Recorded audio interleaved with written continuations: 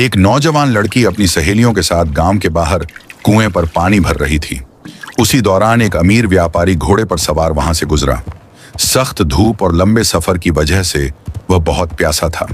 जब उसकी नजर कुएं पर पानी भरती औरतों पर पड़ी तो उसने घोड़े की लगाम खींच ली और पानी मांगा। अगर थोड़ा पानी मिल जाए तो बड़ी कृपा होगी। लड़की ने बिना उसकी तरफ देखे कुएं से पानी निकाला और उसे पिला दिया। पानी पिलाते वक्त भी उसकी नजरें झुकी हुई थीं। व्यापारी उसके अंदाज को गौर से देख रहा था।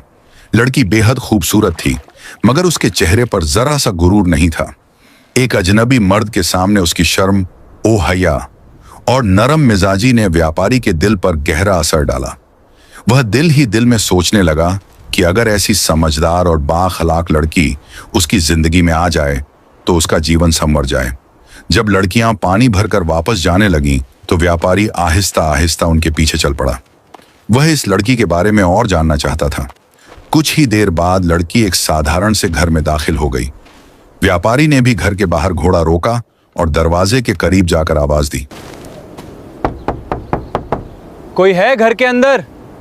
चंद लम्हों बाद एक अधेड़ उम्र शख्स बाहर आया। व्यापारी ने बहाने से कहा, श्रीमान, बहुत प्यास लगी है, अगर पानी मिल जाए तो बड़ी कृपा होगी। वह शख्स उसे अंदर ले गया और अपनी बेटी को पानी लाने के लिए आवाज दी।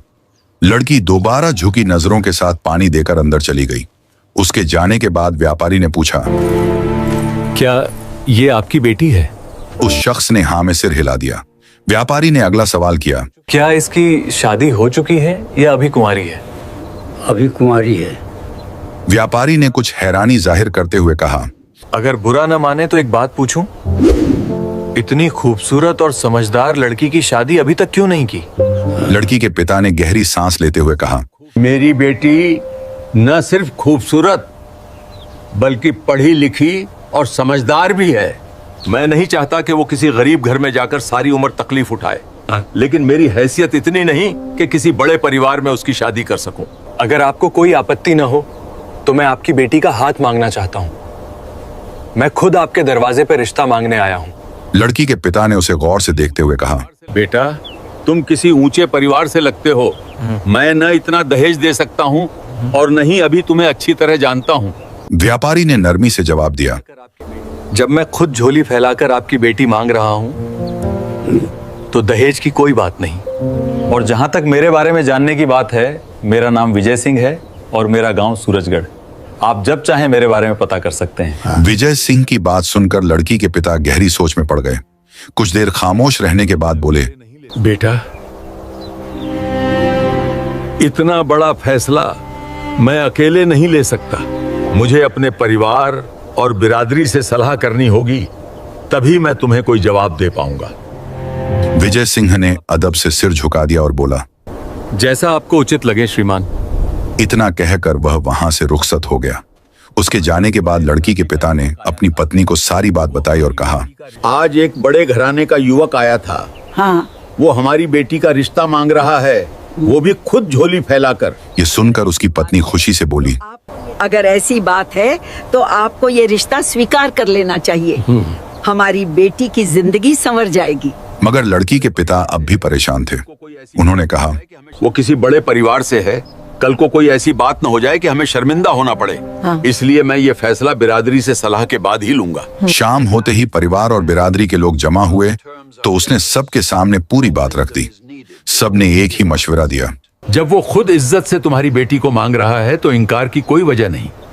ऐसा शख्स तुम्हारी बेटी को कभी दुख नहीं देगा।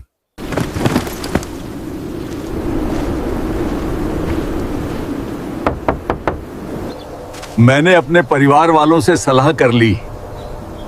मैं आपके ही इंतजार में था। आखिरकार सबकी रजामंदी से मीरा की शादी विजय सिंह के साथ तय हो गई। शादी के बाद विजय सिंह अपनी नई नवेली दुल्हन को लेकर रवाना हुआ। उन दिनों एक जगह से दूसरी जगह पहुंचने में कई कई दिन लग जाते थे। चलते चलते शाम हो गई, इसलिए दोनों ने जंगल में एक मुनासिब जगह पर पड़ाव डाल लिया। इसी जंगल के करीब एक नौजवान चरवाहा अपनी बकरियां चरा रहा था। थोड़ी दूर एक तालाब था। वह बकरियों को पानी पिलाने के लिए वहां लाया और खुद भी झुककर उन्हीं की तरह पानी पीने लगा। कुछ फासले पर बैठे विजय सिंह और मीरा ये सब देख रहे थे। चरवाहे को इस तरह पानी पीता देख विजय सिंह तंजिया लहजे में बोला, देखो इसे, बिल्कुल बकरियों जैसा है, जैसे इन्हीं की औलाद हो। मीरा ने सुकून से जवाब दिया, नहीं स्वामी, औलाद तो इंसान की ही है, बस संगत का असर होता है। विजय सिंह ने दोबारा वही बात कही, मगर मीरा ने फिर नरमी से वही जवाब दिया। 3 बार ऐसा होने पर विजय सिंह गुस्से से भर उठा। गुस्से में उसका चेहरा सुर्ख हो गया। वह बोला, अभी हमारी शादी को 1 दिन भी नहीं हुआ और तुम मेरी बात काटने लगी हो। आगे जाके तुम मेरा घर कैसे संभालोगी? वह और ज्यादा गुस्से में बोला, आज से मेरा तुमसे कोई रिश्ता नहीं। जहां जाना है चली जाओ, मगर मेरे घर आने की कोशिश मत करना। अगर कभी मेरे सामने आई तो याद रखना, मेरी तलवार और तुम्हारा सिर होगा। अपने गुरूर में अंधा विजय सिंह मीरा को जंगल में अकेला छोड़कर घोड़े पर सवार हुआ और वहां से चला गया। मीरा पर जैसे गमों का पहाड़ टूट पड़ा। सब कुछ इतनी जल्दी हुआ कि वह समझ ही न सकी आखिर उसके साथ यह क्या हो गया। वह फूट फूट कर रोने लगी। उसके दर्द भरे रोने की आवाज जब करीब बकरियां चरा रहे नौजवान ने सुनी तो वह हैरानी से उसके पास आया और उसके रोने की वजह पूछने लगा। मीरा ने दिल ही दिल में सोच लिया था कि अब वह अपने पिता के घर वापस नहीं जाएगी। आखिर वह किस मुंह से अपने घर वालों और गांव वालों को यह सब बताती। चरवाहे ने दोबारा नरमी से उसे रोने की वजह पूछी। दरअसल जब वह बकरियों के साथ तालाब से पानी पी रहा था तब उसे यह मालूम ही नहीं था कि कुछ फासले पर बैठे मीरा और उसका पति उसी के बारे में बात कर रहे थे। इसीलिए जब उसने जंगल के बीच एक नई दुल्हन को इस हाल में रोते देखा तो वह हैरान रह गया। तो मीरा ने खामोशी से एक फैसला कर लिया। उसने सोच लिया कि एक दिन वह अपने गुरूर में डूबे पति को सबक जरूर सिखाएगी, अगरचे उसका रास्ता आसान नहीं था। जब इस सादा दिल चरवाहे ने तीसरी बार वजह पूछी, आखिरकार उसने आंसू पोंछते हुए कहा, आज ही मेरी शादी एक ऐसे व्यक्ति से हुई थी जो घमंड में अंधा था। वो मुझे इस सुनसान जंगल में अकेला छोड़ के चला गया। चरवाहे को पूरी बात तो समझ नहीं आई, मगर उसने और सवाल नहीं किए। वह बोला, अगर तुम्हारा अब कोई सहारा नहीं तो मेरे साथ मेरे घर चलो। आज से तुम मेरी धर्म बहन हो और मैं तुम्हारा भाई। उसकी बात सुनकर मीरा को कुछ सुकून मिला। दुखों की मारी उसके पास और कोई रास्ता भी नहीं था, इसलिए वह उसके साथ चल दी। चरवाहे का नाम अर्जुन था। इस दुनिया में उसकी एक बूढ़ी माँ के सिवा कोई नहीं था। जब अर्जुन दुल्हन के लिबास में मलबूस मीरा को अपने घर लेकर पहुंचा तो उसकी माँ हैरान रह गई। वह कुछ कहती उससे पहले ही अर्जुन ने जंगल की सारी बात उसे बता दी और बोला, माँ, आज से ये भी हमारे साथ रहेगी। बूढ़ी औरत पहले तो परेशान हुई। वह सोचने लगी कि न जाने यह कौन है और कैसी होगी। तब मीरा अदब से बोली, माँ जी, मैं समझ सकती हूँ कि एक अनजान औरत को घर में जगह देना आसान नहीं, मगर विश्वास कीजिए मैं आपको कभी शर्मिंदा नहीं करूँगी। आखिरकार बुढ़िया ने अपने बेटे और मीरा की बात मान ली। मीरा बहुत समझदार और तालीम याफ्ता लड़की थी। अगरचे बुढ़िया ने उसे मजबूरी में घर में रहने दिया था, मगर मीरा दिल से उसे अपनी माँ और अर्जुन को अपना भाई मान चुकी थी। सबसे पहले उसने अर्जुन को ढंग से बात करना, लोगों से पेश आना और दुनियादारी सिखाना शुरू की। आहिस्ता आहिस्ता अर्जुन के रहन सहन, बात करने के अंदाज और समझ में बहुत बदलाव आने लगा। जब मीरा को यकीन हो गया कि अर्जुन अब पहले जैसा सादा चरवाहा नहीं रहा तो उसने एक दिन कहा, भाई, अब अपनी सारी बकरियां बेच दो। इतने वक्त में बुढ़िया को भी मीरा पर पूरा भरोसा हो चुका था, जबकि अर्जुन तो शुरू से ही उसकी हर बात मानता था। उसने बिना सवाल किए अपनी बकरियां बेच दी। बकरियां बेचने के बाद जो रकम मिली उससे मीरा ने एक अच्छा सा घर बनवाया और एक उम्दा नस्ल का घोड़ा खरीदा। फिर उसने अर्जुन से कहा, अब तुम घुड़सवारी सीखो। अर्जुन ने वैसा ही किया और 2-3 महीनों में वह अच्छा घुड़सवार बन गया। कुछ वक्त गुजरने के बाद मीरा ने अपने धर्म भाई अर्जुन से कहा, भाई, अब तुम राजा के दरबार में जाना शुरू करो। वहाँ जो भी बातें हों, राजा को जो भी समस्या आए, सब ध्यान से सुनना और वापस आकर मुझे बताना। अर्जुन ने वैसा ही करना शुरू कर दिया। अब वह रोज दरबार जाने लगा और वहां होने वाली हर बात आकर अपनी बहन को ज्यों की त्यों सुना देता। एक दिन दरबार में राजा ने ऐलान किया, कल घोड़ों की दौड़ होगी, सब अपने अपने घोड़े तैयार रखें। जिसका घोड़ा जीतेगा उसे बड़ा इनाम दिया जाएगा। अर्जुन ने घर वापस आकर यह खबर मीरा को सुनाई। यह सुनते ही मीरा के चेहरे पर सुकून भरे तासुरात उभर आए। कुछ सोचने के बाद वह बोली, ये तो बहुत अच्छी बात है भाई, तुम भी अपने घोड़े को तैयार करो। अगले दिन रवाना होने से पहले उसने घोड़े की जीन के साथ खाना और पानी बांध दिया। फिर अर्जुन से बोली, भाई, अगर रास्ते में भूख या प्यास लगे तो ये सब तुम्हारे काम आएगा। और एक बात अच्छी तरह याद रखना, तुम्हारा घोड़ा बहुत उम्दा नस्ल का है। तुम आसानी से सबसे आगे निकल सकते हो, लेकिन तुम्हें ये दौड़ जीतने की कोशिश नहीं करनी। बस राजा के घोड़े के पीछे पीछे रहना, उससे आगे मत निकलना। वक्त पर दौड़ शुरू हुई। राजा समेत तमाम घुड़सवार अपने घोड़े दौड़ाने लगे। शुरू में कई घोड़े अर्जुन से आगे थे, मगर आहिस्ता आहिस्ता वह सबको पीछे छोड़ता चला गया और आखिरकार राजा के घोड़े के करीब पहुंच गया। लेकिन उसने अपनी बहन की बात याद रखते हुए अपना घोड़ा राजा से आगे नहीं निकाला। चलते चलते बाकी सब घुड़सवार बहुत पीछे रह गए। राजा अपने जोश और गुरूर में इतना आगे निकल आया कि उसे अंदाजा ही न रहा कि वह कितनी दूर आ चुका है। घंटों की दौड़ और सख्त गर्मी के बाद राजा बुरी तरह थक चुका था। आखिरकार उसने एक दरख्त के नीचे घोड़ा रोक दिया। अर्जुन ने भी अपने घोड़े की लगाम खींच ली। राजा घोड़े से उतरकर दरख्त के साए में बैठ गया। वह बुरी तरह हाँफ रहा था और प्यास से उसकी हालत खराब हो चुकी थी। जब अर्जुन उसके करीब पहुंचा तो वह बार बार सिर्फ एक ही लफ्ज कह रहा था, पानी, पानी। अर्जुन को फौरन अपनी बहन की दी हुई सुराही याद आई। उसने जल्दी से घोड़े की जीन से पानी निकाला और राजा को पिलाया। पानी पीते ही जैसे राजा की जान में जान आ गई। वह बार बार अर्जुन का शुक्रिया अदा करने लगा। कुछ देर बाद राजा फिर बोला, अब भूख से मेरी हालत खराब हो रही है। क्या तुम्हारे पास कुछ खाने को भी है? जी महाराज, जरूर है। वह दोबारा घोड़े के पास गया और जीन से बंधा हुआ खाना उतार लाया। भूख से बेहाल राजा ने जल्दी जल्दी खाना खाया। खाने के बाद उसकी तबीयत काफी बेहतर हो गई। अब उसने गौर से अर्जुन की तरफ देखा और बोला, आज तुमने मेरी जान बचाई है। अगर तुम नहीं होते तो न जाने मेरा क्या हाल होता। लेकिन मैंने तुम्हें पहले कभी दरबार में नहीं देखा। अर्जुन ने अदब से जवाब दिया, महाराज, मैं कई दिनों से आपके दरबार में आ रहा हूँ। शायद आपकी नजर मुझ पर नहीं पड़ी। अर्जुन की बात सुनकर राजा ने ममनूनियत से उसकी तरफ देखा और बोला, छोड़ो उस बात को। असली बात यह है कि आज तुमने मेरा जीवन बचाया है, इसलिए आज से मैं तुम्हें अपनी सेना का सेनापति नियुक्त करता हूँ। राजा की बात सुनकर अर्जुन की खुशी की इंतहा न रही। इतने में पीछे रह जाने वाले कुछ सिपाही और दूसरे घुड़सवार भी वहां पहुंच गए। राजा ने उन सबसे पूछा, अगर कोई व्यक्ति किसी की जान बचा ले तो उसे क्या इनाम देना चाहिए? सिपाहियों को कुछ समझ न आया, क्योंकि वह यह नहीं जानते थे कि किसने किसकी जान बचाई है। तब राजा ने पूरी बात उन्हें बताई और अर्जुन की तरफ इशारा करते हुए कहा, आज तुम्हारा राजा इसी युवक की बदौलत जिंदा है, इसलिए मैंने इसे अपनी सेना का सेनापति नियुक्त किया है। यह सुनकर वहां मौजूद कई सिपाहियों और घुड़सवारों के चेहरों पर नागवारी के आसार नुमायान हो गए। वह दिल ही दिल में सोचने लगे कि एक मामूली चरवाहा उनका सेनापति कैसे बन सकता है, मगर किसी में भी राजा के सामने कुछ कहने की हिम्मत न थी। इसके बाद राजा अपने सिपाहियों के साथ महल वापस लौट आया, जबकि अर्जुन अपने घर पहुंचा और उसने सारी बात मीरा को सुना दी। यह सुनकर मीरा के चेहरे पर भी सुकून के आसार उभर आए। फिर कुछ सोचकर वह बोली, भाई, अभी घोड़े को वैसे ही खड़ा रहने दो, उसकी जीन भी मत उतारो और अभी उसे चारा भी मत देना। उधर महल पहुंचकर राजा ने रानी के सामने भी वही बात दोहराई। अगर कोई अनजान व्यक्ति किसी की जान बचा ले तो उसे क्या इनाम देना चाहिए? असल में राजा का दिल अभी भी अर्जुन के एहसान से भरा हुआ था। सेनापति बनाने के बावजूद उसे लग रहा था कि यह काफी नहीं। रानी ने हैरानी से कहा, आखिर कौन व्यक्ति किसकी जान बचाई? आप साफ साफ बात क्यों नहीं करते?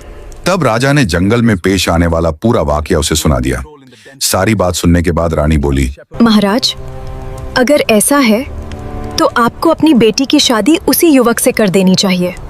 वैसे भी वो अब शादी के योग्य हो चुकी है और आपकी बातों से वो युवक बहादुर, समझदार और अच्छे चरित्र वाला लगता है। राजा पहले ही दिल में यही सोच रहा था, मगर कहने में हिचकिचा रहा था। रानी की बात सुनकर वह फौरन राजी हो गया। उसने उसी वक्त सिपाहियों को हुक्म दिया, उस युवक को ढूंढकर तुरंत मेरे सामने पेश किया जाए। हुक्म मिलते ही सिपाही उसे तलाश करने निकल पड़े। चूंकि राजा ने न उसका पूरा नाम बताया था और न गांव, इसलिए वह ढूंढते ढूंढते आखिरकार अर्जुन के घर तक पहुंच गए। घर के बाहर उन्हें वही घोड़ा बंधा दिखाई दिया। सिपाही फौरन घोड़े से उतरकर अंदर गए। मीरा आंगन में बैठी थी। उन्होंने उससे घोड़े के मालिक के बारे में पूछा। मीरा ने कुछ सोचते हुए जवाब दिया, वो अभी तक घर वापस नहीं आया, सिर्फ घोड़ा ही वापस आया है। असल में मीरा के दिल में यह खौफ था कि कहीं राज सिपाही हसद में आकर अर्जुन के साथ कोई बुरा सलूक न करें। सिपाही मायूस होकर वापस महल लौट गए और राजा से बोले, महाराज, हमें घोड़ा तो मिल गया, मगर उसका सवार अभी तक वापस नहीं आया। राजा फौरन समझ गया कि जरूर सिपाहियों के दिल में खोट है और वह पूरी सच्चाई नहीं बता रहे। आखिरकार राजा खुद चंद खास सिपाहियों के साथ अर्जुन के घर पहुंचा। वहां आंगन में मौजूद मीरा से उसने भी घुड़सवार के बारे में पूछा, मगर इस बार भी मीरा ने वही जवाब दिया। तब राजा मुस्कुराकर बोला, अपने दिल से ये शक निकाल दो, मैं खुद राजा हूं। राजा की बात सुनकर मीरा बोली, माफ कीजिए राजन, वो अंदर सो रहा है, मैं अभी उसे जगाती हूँ। इसके बाद राजा अर्जुन को अपने साथ महल ले गया और बाकायदा तौर पर उसे सेनापति मुकर्रर कर दिया। फिर उसे दरबार के आदाब, फौजी जिम्मेदारियां और सभी तौर तरीके समझाए। सेनापति बनाने के बाद राजा ने अर्जुन से कहा, अगर तुम्हें मंजूर हो तो मैं अपनी बेटी की शादी भी तुम्हारे साथ करना चाहता हूँ। राजा की बात सुनकर अर्जुन एक लम्हे के लिए हैरान रह गया। फिर अदब से बोला, क्षमा कीजिए महाराज, मगर इतना बड़ा फैसला मैं घर वालों से बात किए बिना नहीं ले सकता। अर्जुन की बात सुनकर राजा को थोड़ी हैरानी जरूर हुई, मगर वह बोला, जैसा तुम्हें उचित लगे। अर्जुन घर वापस आया और उसने मीरा को राजा के दिए हुए शादी के रिश्ते के बारे में बताया। यह सुनकर मीरा के चेहरे पर खुशी फैल गई। जैसा वह सोच रही थी, सब कुछ वैसा ही हो रहा था। उसने सुकून से अपने भाई को वह रिश्ता कबूल करने का मशविरा दिया। चंद दिनों बाद राजा ने अपनी बेटी सुनीता की शादी अर्जुन के साथ बड़े धूमधाम से कर दी। अर्जुन की सादगी, बहादुरी और साफ दिल होने की वजह से राजकुमारी भी इस शादी से खुश थी। शादी के बाद राजा ने अपनी बेटी को बेशुमार दौलत दी और साथ ही अपनी सल्तनत का आधा हिस्सा भी अर्जुन के हवाले कर दिया। अब अर्जुन एक मामूली चरवाहा नहीं, बल्कि आधी रियासत का राजा बन चुका था। वह जज्बाती होकर अपनी धर्म बहन मीरा के पास आया और बोला, बहन, ये सब तुम्हारी वजह से संभव हुआ है। तुमने एक साधारण चरवाहे को राजा बना दिया। इतना कुछ करने के बावजूद तुमने आज तक मुझसे कुछ नहीं मांगा।